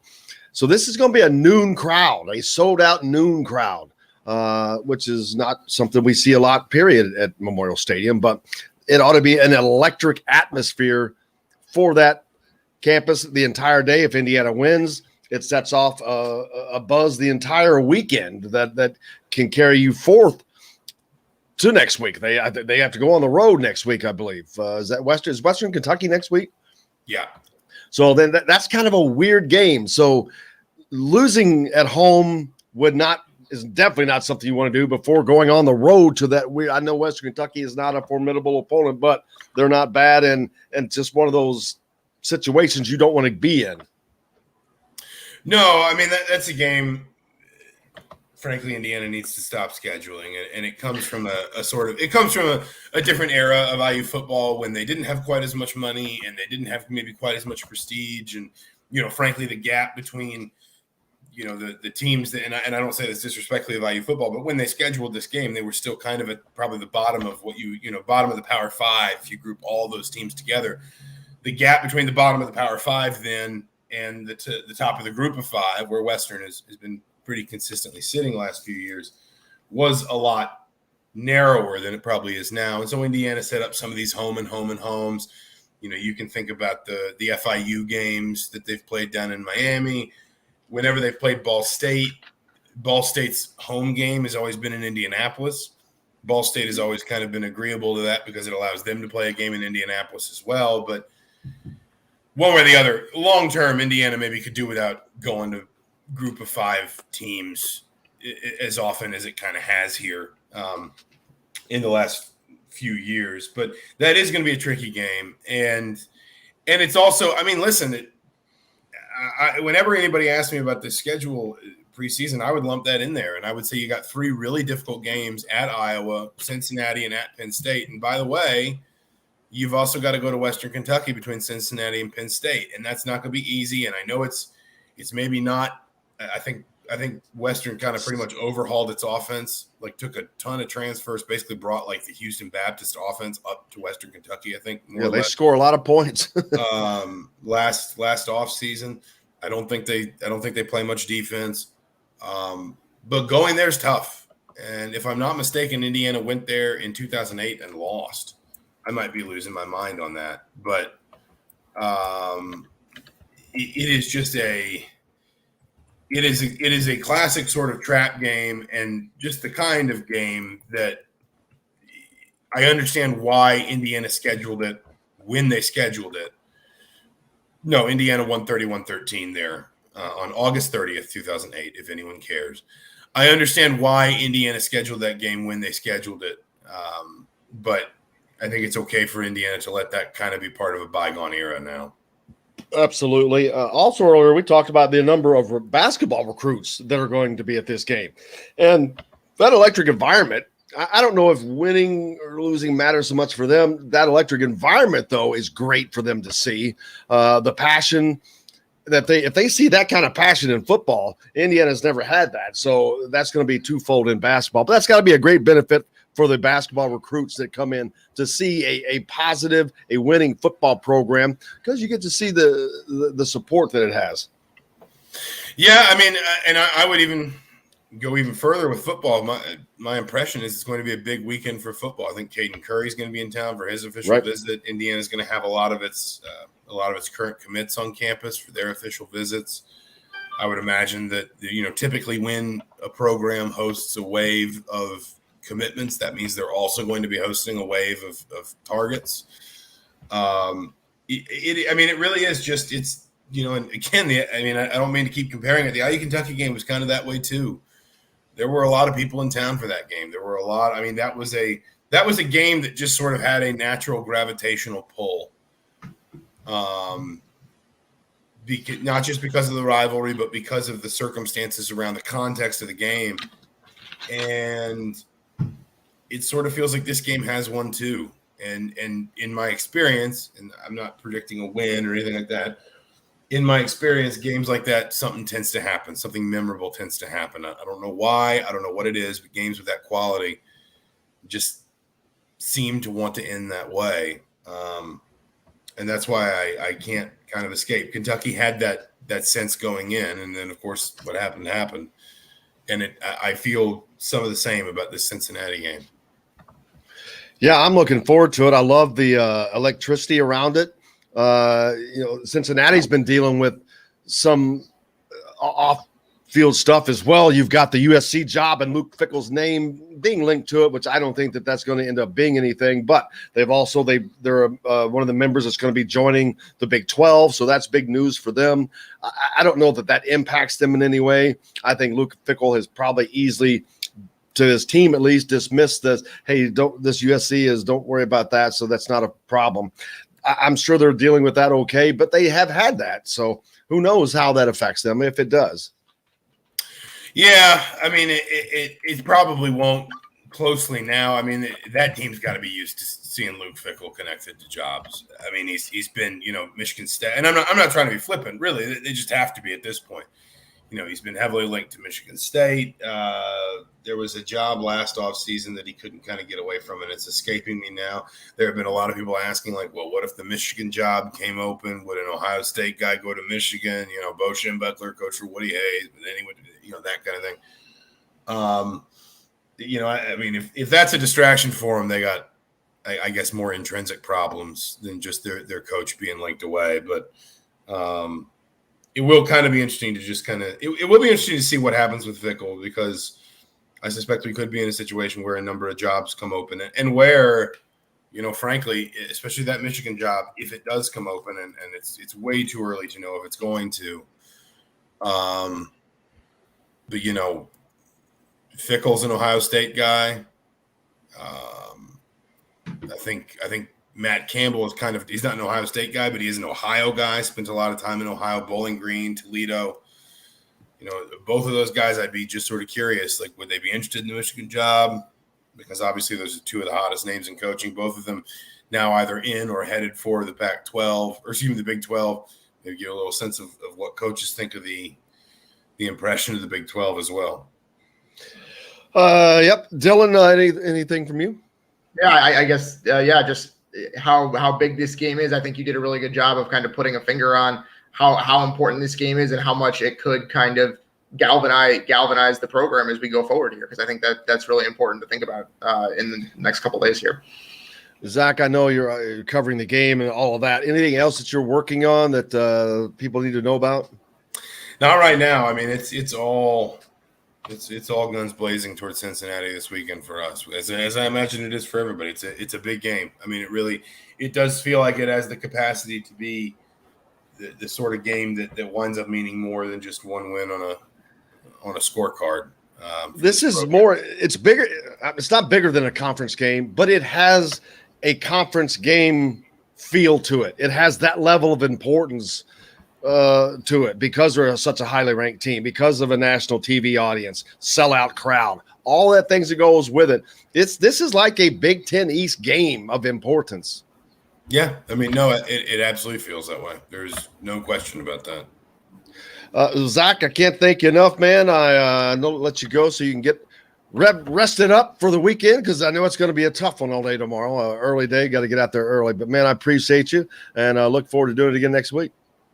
Thanks for having me, as always. You bet. Zach Osterman from the Indy Star. Give him a follow, as we do. But we've got plenty more to talk about when we come back with Dylan Sinn from the Fort Wayne Journal-Gazette. We'll do that then, right after this. We'll be right back to the Golf Club at Eagle Point Studios for more Indiana Sports Beat Radio with Jim Coyle, presented by Andy Moore Honda of Bloomington. Hey, Hoosier fans. All right, so since we started late, when we get back, it'll be on the live clock. It'll be 1:41, so we'll have about 15 minutes. So we won't end at 11. We'll end at about 11:04, 11:05 or something. Oh, man. Well, that's because we started late. Yeah, I know, but we didn't start 4 minutes late. We started at like 9:08. So yeah. Okay. Because the live clock, the end time is 1:56 is what we're going for. Is really what you got to pay attention to. Right. I was looking at my clock instead. Yeah. So Dylan, if you have to run for whatever reason, those last couple minutes, I should be okay. Okay. No.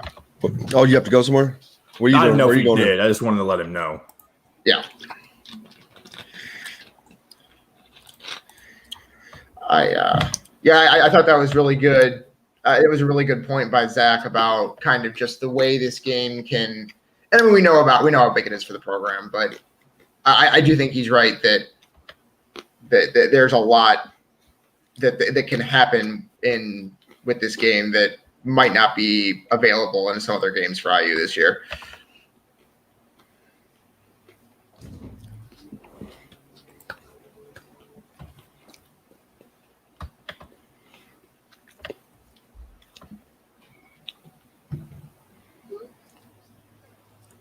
Whoop. Whoop.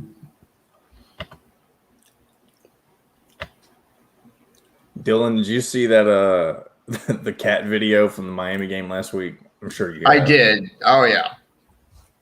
We talked about that earlier this week. Oh.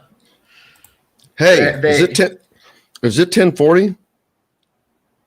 10:45. What 10:40? It's 10:47 actually. I have a link for you to send. For who?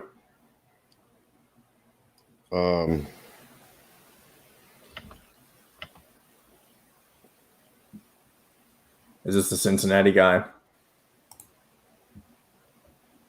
Jason Stam. Just text it over to me. Tell him we have 15 minutes left. I emailed it to you. Okay. Did you let him know we don't have much time? I'm not worried about that. I'm worried about just getting him on at the moment. All right. I'm looking. Let's see. Okay, yeah, I see his email. If not, no big deal. I see his email. I'll send it to him. Oh, that got buried. Damn it. I did put that earlier, I'm assuming. Yeah. I didn't see it earlier. Missed it. I'll let him know he can join if he wants. He doesn't have to. Missed obviously. it by just that much. This is no Get Smart reference. Huh. Oh, God. Stupid things from my childhood. Continue to be there for whatever my future holds. Because you're my BFF. Banking friends forever. This commercial is so Right now, get free checking with online banking and all the products of big city banks with hometown service. With First Federal, you can do that. This segment is brought to you by Remax Advanced Realty, Indie Home Pros team by Cheryl Sizemore. Now back to the Golf Club at Eagle Point Studios for more Indiana Sports Beat Radio with Jim Coyle, presented by Andy Moore Honda of Bloomington. Here's Jim Coyle. Welcome back. It is Friday. Dylan Sinn from the Fort Wayne Journal-Gazette with me. We have a slate of Big Ten games, Dylan, that start tonight with Maryland at Illinois. If you're in the Champaign area, you can still get a ticket for as low as $14, baby. Ah, you're telling me Maryland isn't that big of a draw down there in Champaign? Hey, all right. Of the games this weekend, Penn State is at home. Northwestern travels. Rutgers is at home. Ohio State is at home. Iowa's at home. Purdue travels. Minnesota travels. Michigan's at home. Michigan State travels. Indiana's at home. Nebraska travels. And Maryland travels to Illinois. Of those games, cheapest ticket price of the home Big Ten games, what'd you think? Of the home Big Ten games? Surprised me. I would have guessed Illinois, quite frankly. Yeah, it's Michigan. Really? I guess they're playing Northern Illinois, so there's not a big demand. Not a big demand, exactly. Those tickets have already been sold. That's probably just a resale ticket. So people are like, if you only give me $12 for it, I'll take anything you can get. But still a little bit of a hangover from last week when they had an absolutely electric environment against Washington last week. That was one of the best big Michigan games I've seen. I stand corrected. As it should be. Rutgers with the lowest ticket price. Delaware at Rutgers can be had for $10. Oi. $10. Sawbuck, baby. How would you like to spend your Saturday watching a Greg Schiano team play Delaware? That would be like how they rolled the TV in front of Hannibal Lecter's jail cell and played all that crap that he didn't want to watch all the time, the preacher. That's what that would be like, being in jail and rolling in Delaware playing Rutgers. I don't know. I mean, to be clear, this is a pro Rutgers take. I believe that Rutgers is going to finish 6-6 and make a bowl game this year. But wow, I would not want to watch them play Delaware. I would not want to watch them play Delaware. I love college football. I'm not that much of a sicko. We have the Brain Bowl. Northwestern travels to Duke. That might be one of the worst games of the weekend. Northwestern is abjectly terrible. Duke lost to Charlotte. And Duke lost to Charlotte. Duke should be favored in that game after losing to Charlotte. That's how bad Northwestern is. Northwestern is terrible. No disrespect to Northwestern, but this is what they have these years under Pat Fitzgerald where they just can't. They alternate between years where they win the Big Ten West, which they did last year and in 2018, and years when they just have essentially nothing on the roster. And they did that in 2019 when they went 2-10 or 3-9, and they're doing it again this year. So yeah, it's one of those Northwestern seasons where there's just not a whole lot going on. Michigan State's better, but any team that loses to Michigan State by 2 touchdowns in the Big Ten is not particularly good. I'm going to watch at least half of that Maryland game. I want to see what Maryland has. Maryland is a team that I expect them to easily win that game, but I think that they're a team that you have to kind of watch out for. They're not going to beat Ohio State, I don't think. I don't know that they're going to beat Penn State, but you got to be careful. You got to look out. They're sneaky. I think they've had good recruiting. Loxley's done a good job over there. Yeah. And I will say, look, we don't know how good Maryland is yet. We assume they're going to win tonight. That gets them to 3-0, but they haven't played anyone yet, right? I will say, if you're Ohio State, that game would strike a little bit of fear into my heart. If you watch what Maryland does on offense, they have a good quarterback that can make the throws. They have at least one wide receiver and probably two that are among the best in the Big Ten. If I'm Ohio State and I watch what Oregon did to me, and then I look at Maryland, I'm a little worried about that game, especially on the road. That's not going to be a cakewalk for Ohio State unless something drastically changes with their defense here in the next several weeks. Yeah, I'd be a little worried. Let's see. Michigan State is traveling to number 24 Miami. That's a good game, I think, man. Well, it's much like Auburn, Penn State, where we don't really know how good either of those teams are. Michigan State has added a ton of like 9 transfers. So many they've completely rebuilt their roster in 2 years under Mel Tucker. Mark D'Antonio left the cupboard almost entirely bare, and he has done a really good job of rebuilding that roster to the point where they look at least competent. They beat Northwestern easily. They looked very good against an FCS team last week in Youngstown State. Now the question is, how good is Miami? Because we saw Miami get waxed by Alabama, and then we saw them struggle and need a late field goal in the fourth quarter to beat Appalachian State. Now, Appalachian State is not a bad team. They are a good group of 5 team. Beat Michigan. 15 years ago, yes. But this Appalachian State team is just fine. They are a good group of 5 team. It's a similar situation to where Indiana had to go play Western Kentucky next week. And so Miami has better athletes, sure, but we don't know how well coached they are. And Michigan State has some guys now too on that team. Peyton Thorne is a true dual threat quarterback. And they have some guys on offense that can really play. We saw last year that they lit up Michigan, and Michigan was objectively terrible on defense last year, but they lit up that Michigan team last season. And so Michigan State is absolutely a team on the rise. Whether they're good enough to beat a Miami team that has recruited very well the last few years is up for debate. But we're going to find out. And I think that I'm really intrigued by by the way that game goes. And I think between Michigan State and Miami and Penn State and Auburn, we're going to find out a lot about how the East is going to look this year between those two games. I think the worst thing Michigan State has going for them there is traveling to South Beach and playing in that heat that they're not used to. Trust me, it's different. It's you got guys that are used to living in Michigan, and I know it's been summer and all that, but there's a difference between summer in Michigan and summer in South Beach. If you don't believe me, listen to Kid Rock's song. He talks about it. Summers in northern Michigan, baby. The Michigan game is not even worth talking about. They should roll Northern Illinois. They're ranked, though. That adds to down the road, Indiana's potential number of ranked teams that they're going to play continues to rise, which is already a big enough thing. Minnesota and Colorado, another good game. Minnesota is a good team. Colorado is a decent team.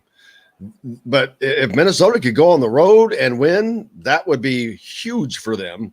But I think they're a better team than people think. They played Penn State really well for 3 quarters at least in that opening game. They've lost Mohamed Ibrahim, though. I don't know if they can overcome that yet. Sometimes it takes a while to overcome stuff like that.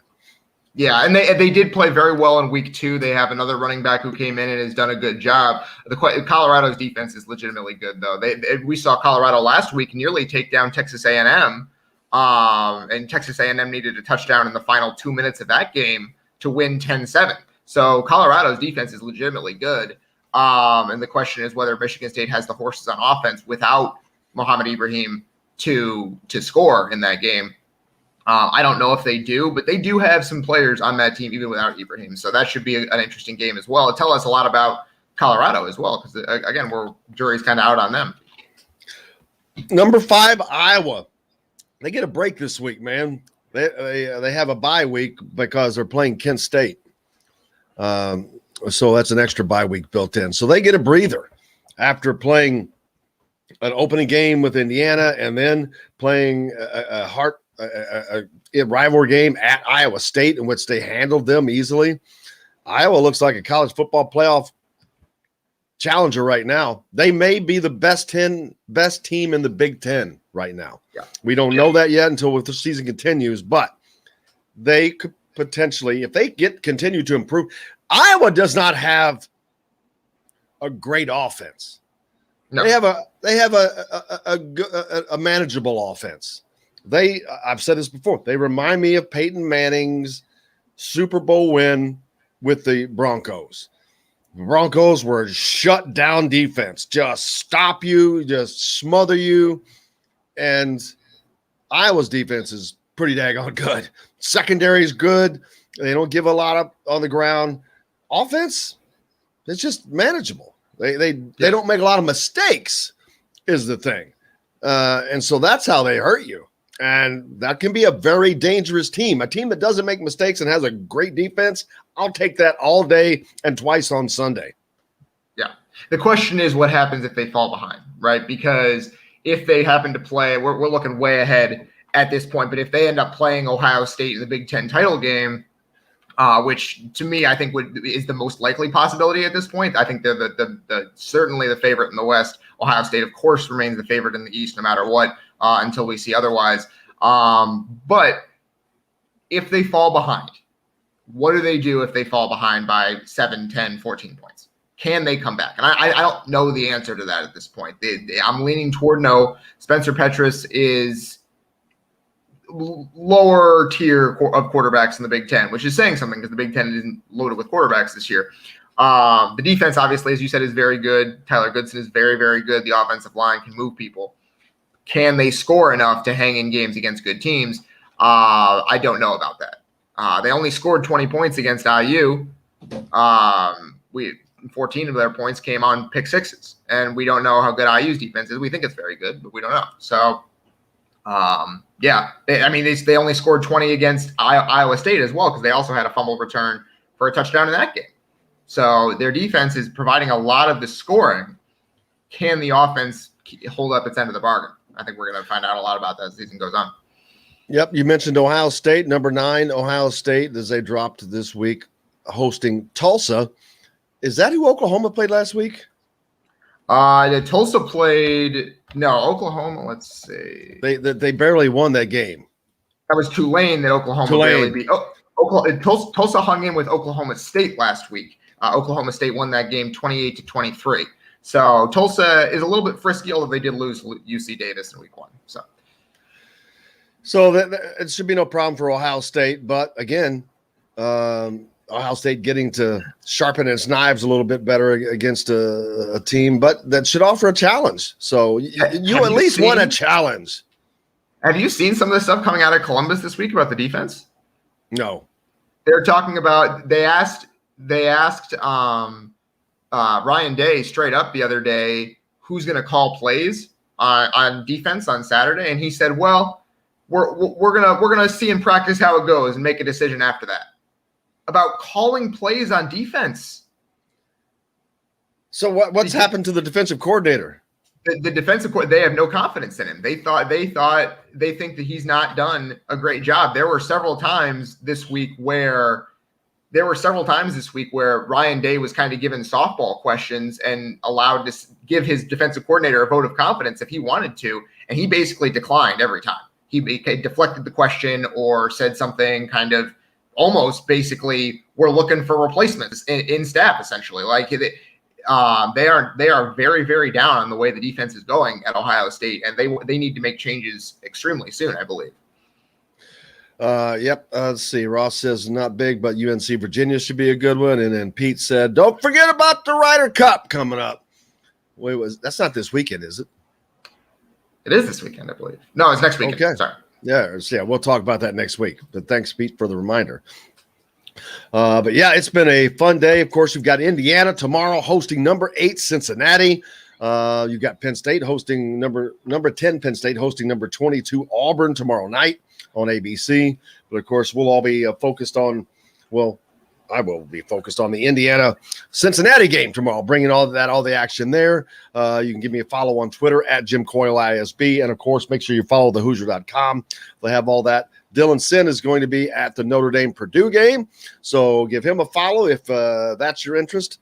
And he'll give you all the coverage for that from the Fort Wayne Journal Gazette. But man, it has been a fun day and we've got a fun weekend coming ahead, Dylan.